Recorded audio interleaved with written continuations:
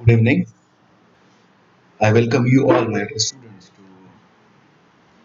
to the video lecture which I have prepared it for you, TY special English students. In the paper of criticism, I think, unfortunately, we could not touch the entire unit. The unit which was left was practical criticism. And I think this practical criticism unit is very important one as far as your scoring and the examination is concerned because this unit carries 10 marks. Sure, 10 marks it is going to carry. So you and even I cannot afford to miss this very important topic of practical criticism. This unit is not that difficult, and if you could study whatever the resources and whatever the notes you have, it is evident that you will get a very clear glimpse of the techniques which are there in your textbooks and whatever the study material you are using. Even what I feel, if you have a habit of watching videos on internet on YouTube, so you will find numerous resources for this practical criticism topic. As we all are aware that this particular topic carries 10 marks. So this is an honest attempt to make you understand the techniques and the necessary skills behind appreciating any poem which will be asked in your exam. So let us start this video lecture. Initially, at the very outset, we need to concentrate and we need to understand this term practical criticism. Since we all are aware that criticism is a branch of knowledge which tries to evaluate and judge any work of art, it tries to value a work of art. Moreover, in criticism, what is expected that we need to understand the basic meaning what a poet or a writer intends to share with all of us. Whereas, uh, being a student of criticism, we should be able to differentiate between what is good art and what is a bad art. So these are some of the basics of criticism. As far as this practical criticism term is concerned, this practical criticism term was initially introduced by a famous new critic I. A. Richards in England in the 18th century. He had invented a different type of methodology to evaluate a work of art. He was of the opinion that if at all one needs to evaluate a work of art, you cannot refer a work of art beyond the work itself. Meaning that these new critics advocated the necessity of close textual reading of the work of art. So the one of the hallmarks of this new criticism is it is based on close textual analysis without taking into consideration the external references like historical references, biographical references, psychological references. We need to keep all these away from this evaluation and needs to concentrate on the close textual analysis of given work of art. Whereas, according to this new critics, poetry analysis or say analysis of poetry lies in the close reading of the text. So you must have understood that in this practical criticism, uh, student or any person anybody intends to appreciate go for criticize a poem. Criticizing a poet means initially you need to understand and appreciate the poem. So the poem which will be asked to you in the examination, not necessarily that poem you must have read earlier. Generally, the poems which are asked in the examination are so-called unseen one. Those might be new for you. So there is a solid strategy behind understanding and appreciating any sort of poem. These are the strategical tips I would like to share with you. This might help you in understanding and appreciating and going for the evaluation of the poem. Very first, you need to go for quick first reading of the poem. Don't make any sort of hurry to jump to the conclusion. Don't try to focus on whatever the poet minutely has tried to express out of his poetry. I suggest you just go for minute, close textual analysis later on, but initially you have to go for quick first reading. Then you have to relate the questions which are asked below the poem and try to find out the answers by once again reading the poem. So your reading of the poem should consist of finding out the theme, what the poet intends to share with us. Moreover, the questions which are asked below the poem, you need to unfold them. Don't try to make the poem unnecessarily complicated by involving your own subjective imaginations and emotions. Sometimes, what happens while reading a poem, when we start getting its meaning, it is a bit obvious that we people delve into the images and the imageries which are used by the poet, and we might, there is a risk of involving our own into the poem. So, what I suggest you, don't try to make the poem unnecessarily complicated. The poem might be very simple at the outset, but unnecessarily should not stretch to the poem to the extreme. Mind this, that we are evaluating, we are trying to understand and appreciate a poem just for the sake of examination, and the prime focus of your understanding this poem is getting marks by solving the five questions below to that. After reading the poem, what we are supposed to do then is we need to divide the poem into stanzas, and we try to understand every line and stanza objectively. From here, you should start analyzing, understanding minutely, going through the poem line by line and stanza by stanza. You have to analyze and understand the poem stanza wise. I have intentionally made use of this term objectively. It does mean that do not involve subjectively, personally, with any sort of imagination or emotions with the poem. Then there are most of the chances the poem given to analyze, to appreciate, might be very difficult to understand.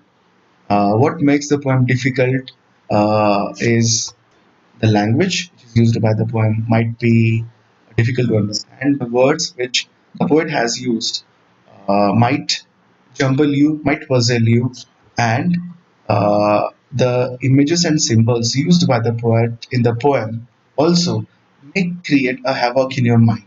So, if you feel that the poem is a bit difficult for you people to understand, so there are other things you can try without going deep into the meaning and understanding the meaning of the poem.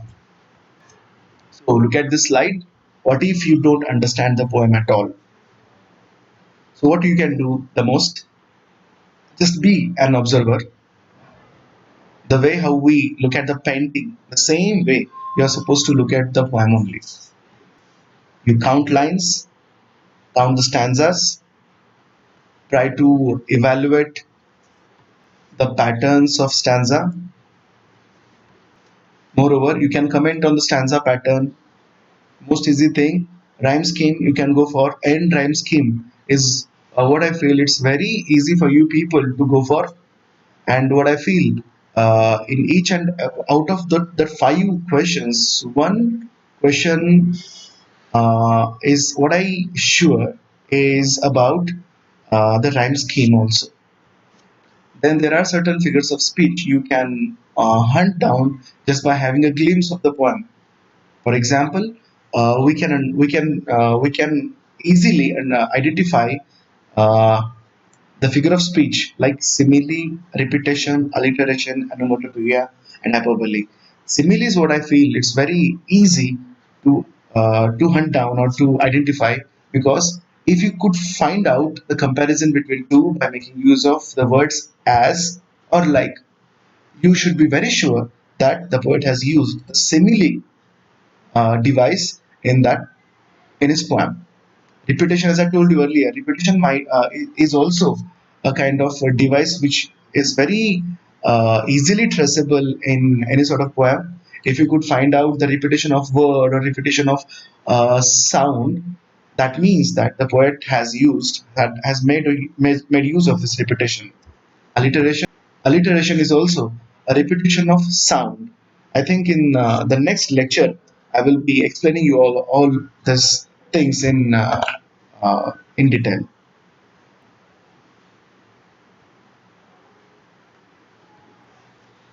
So, moving forward, if you feel that by first or second reading of the poem, if you could find that you can really go for the meaning, you can understand the meaning, and I think if you could feel that you can really appreciate the poem.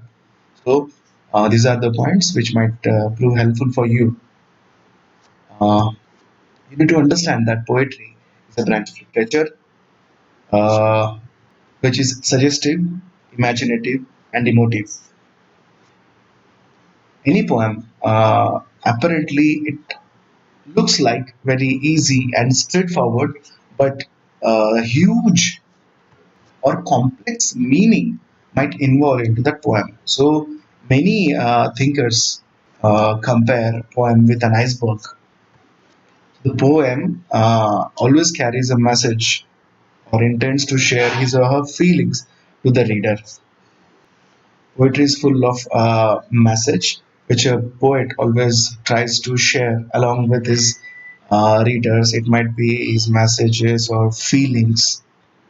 William Wordsworth, a very famous romantic poet, has very famously defined poetry by saying that poetry is a spontaneous overflow of powerful feelings recollected in tranquility.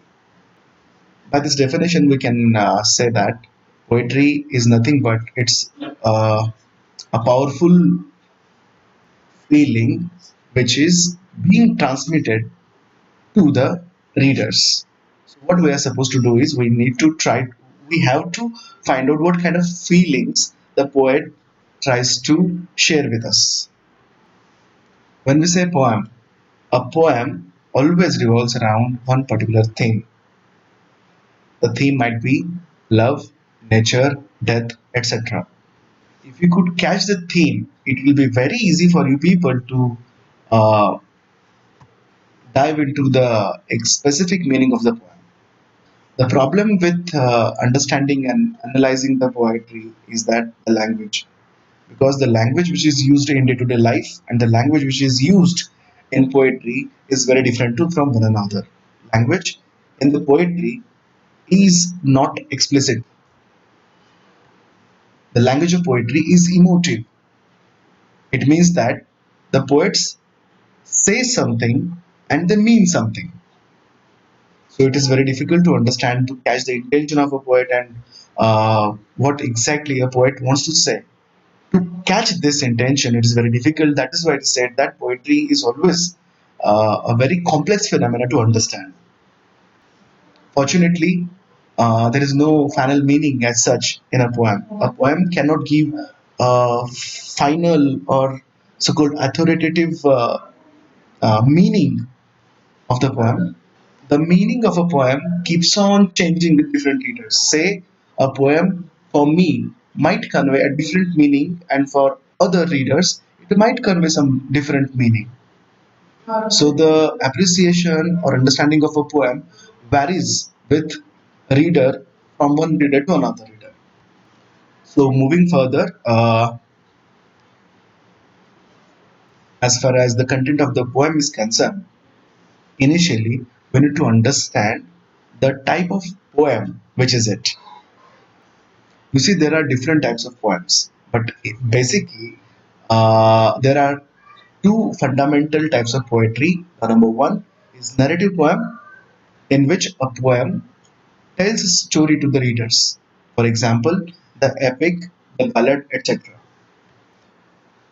Narrative poem, where a poem that tells a story to the readers. For example, the epic, as I told you earlier, and the next, which is called the real type of poetry, the different type of poetry is non-narrative poems, as it's evident that it's non-narrative. Thus, the poet doesn't have any sort of story to narrate or to tell to the readers. Rather, this is a kind of poetry which reveals a speaker's emotion, feeling, thought, mood, attitude, belief, observation. Poets of non-narrative poetry directly addresses the reader. They try to share their feelings. In this genre of poetry, poems are totally focused on the inner thought, idea, feeling, perception, and emotion of the speaker or the poet. Generally, these kind of poems are short poems, and this kind of poetry is only asked to you in the examination. Some of the most popular forms of non-narrative poetry are earlier it was lyric, ode, elegy, etc. But most common is lyrics. So the very first thing what you are supposed to do is you have to understand what kind of poem you given to you. You just try to concentrate on the meaning of that, and you will get to know is it a narrative or not, or non-narrative poem. Lyrics are the most common type of poetry, which is generally asked in your examinations. If just count the lines and if you find that there are 14 lines, doesn't matter how many stanzas it has. Generally, in two stanzas or three stanzas, if the whole lines consist of 14 lines, sure that this has to be a sonnet. It is very important for you people to understand what type of poem it is, and to understand this, you have to count the lines. And if you could not understand anything, you can say that this is a short lyrical poem, or this is a short narrative poem, or say non-narrative poem. After trying to understand what kind of poetry poem is it, then you have to try to understand the central idea or say theme of the poem. So the central theme of a poem means it represents its controlling idea. So that is the central element on which the poem is composed on. The idea or say the theme or the central idea is crafted and developed throughout the poem and can be identified by asserting the poet's rhyme, setting, tone, mood, diction, and occasionally title. Sometimes what I feel, just by looking at the title we get to know what might be the central theme of the present poem. It is not a child's play to understand or to find out the theme of the central idea of the poem, because the theme is rarely stated explicitly, and it is not a moral but an important idea that is prevalent throughout the poem. So, after identifying the theme at the very outset, I think in very first or second slides, I have given you a hint if at all you don't understand the meaning of a poem and if you feel that the poem is very difficult to understand and appreciate, so there are certain things on which you can answer, which you can identify, which you can go for appreciation. That is the form itself. So what is the form of a poem then? A poetic form refers to a type of poem that follows a particular set of rules, whether it can be number of lines, the length of, or say the number of stanzas, its rhyme scheme, subject matter, or really whatever rule you can think of. It all consists of the form.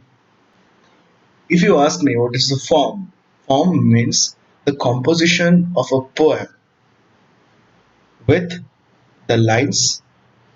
It consists of the lines, stanza, and the whole poem.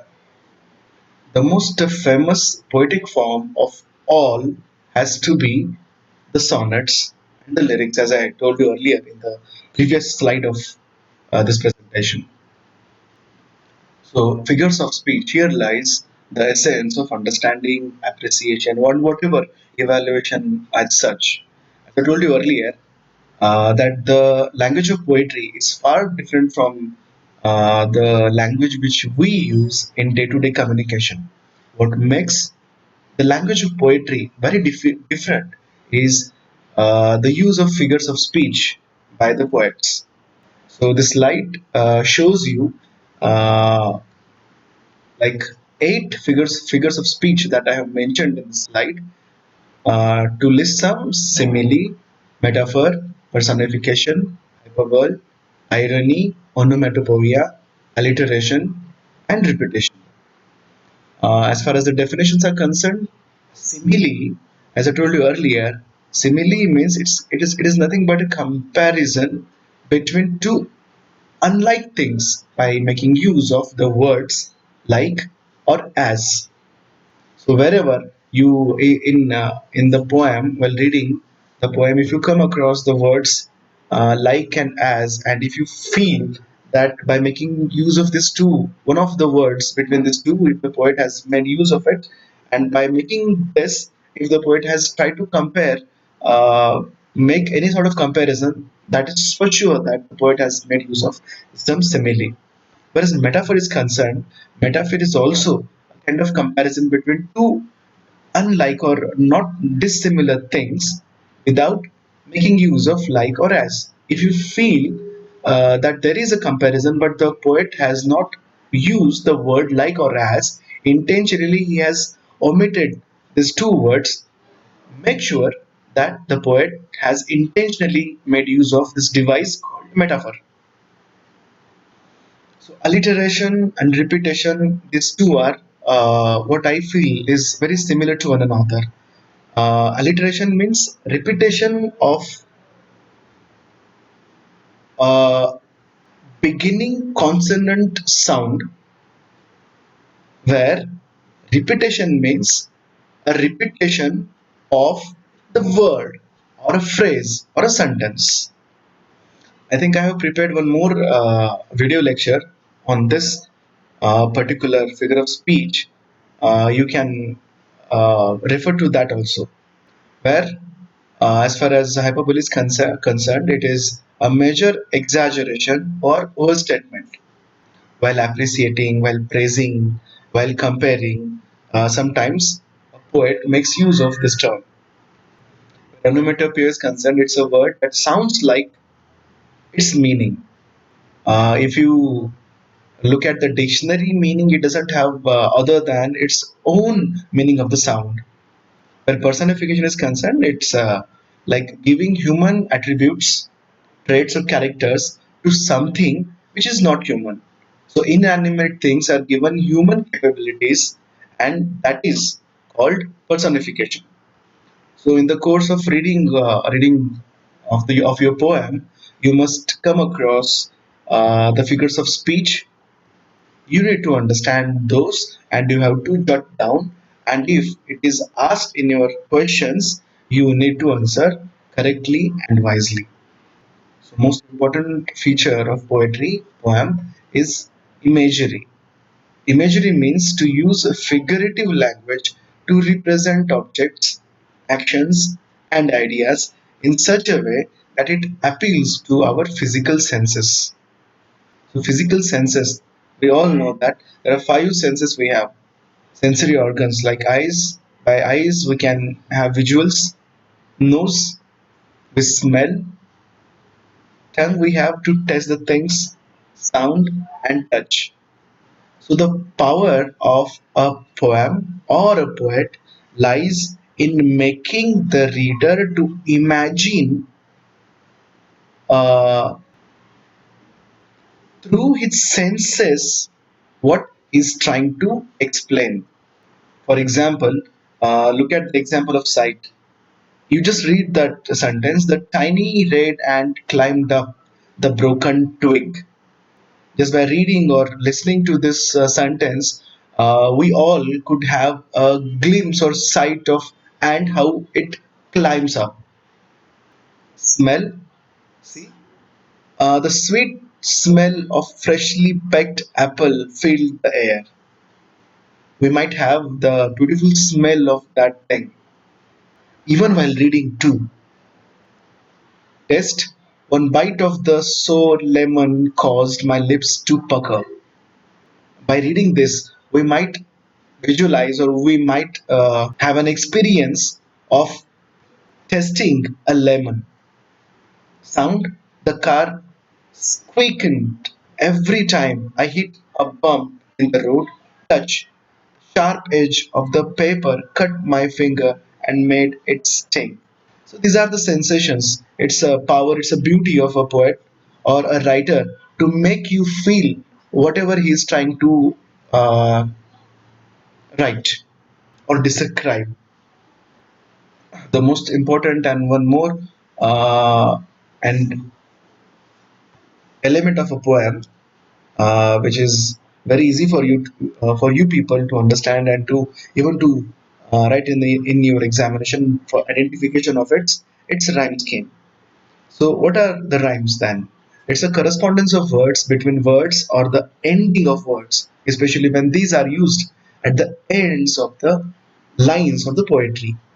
So generally, we need to take into consideration the end rhyme scheme.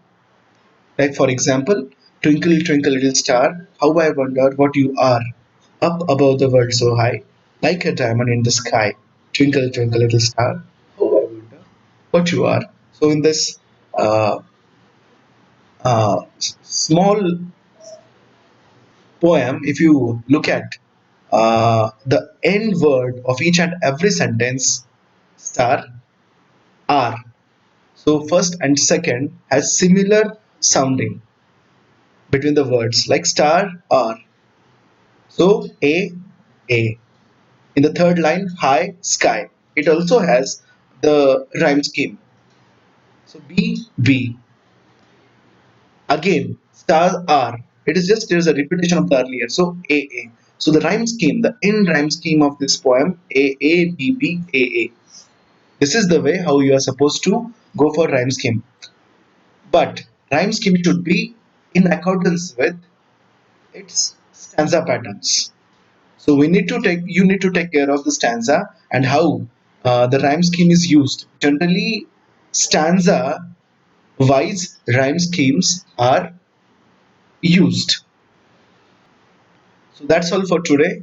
I again would like to request you to refer to your notes, whatever the notes you have on this practical criticism. Go through it, study hard, try to understand and analyze the examples which are given in your books or notebooks on your notes, etc. Or say you can do one thing: you collect all the previous question papers and try to study all the questions, all the poems which were asked previously, and try to analyze the types of questions which are asked in your examination. So this might help you a lot. So once again, I give you best of luck for your examination, and stay at home only. Do not go outside. And this is what I feel, that staying at home is a very beautiful even opportunity imposed upon you to study a lot. So don't waste time and make use of every bit of the second of the moment and prepare very good and best of luck for your final examinations.